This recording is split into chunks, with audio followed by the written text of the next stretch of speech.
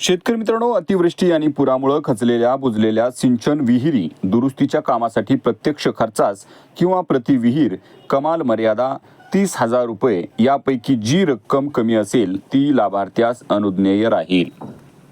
याबाबतची कार्यप्रणाली मार्गदर्शक सूचना रोजगार हमी योजना विभागामार्फत स्वतंत्रपणे निर्गमित करण्यात येतील।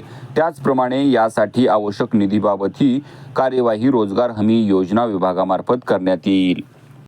शेतकरी मित्रांनो, अतिवृष्टी आणि पुरामुळे बाधित झालेल्या खालील विभागांतर्गतच्या तातडीच्या आणि आवश्यक कामासाठी 10,000 कोटीची विशेष पॅकेज असून याबाबत प्रशासकीय, तांत्रिक आणि आर्थिक बाबी संदर्भात संबंधित विभागाने नियोजन आणि वित्त विभागाच्या मान्यतेने स्वतंत्रपणे कार्यवाही करायची आहे। ग्रामविकास, सार्वजनिक बांधकाम, जलसंपदा, ऊर्जा विभाग। त्याचबरोबर शासनानं शेतकऱ्यांसाठी सवलती सुद्धा दिलेल्या आहेत।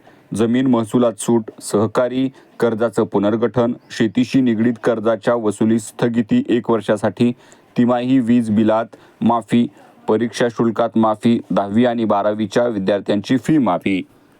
शेतकरी मित्रांनो, जून ते सप्टेंबर 2025 मध्ये अतिवृष्टी आणि पूर आपत्तीमुळे बाधितांना विशेष मदत पॅकेज म्हणजेच रिलीफ पॅकेज आणि सवलती घोषित केल्या आहेत।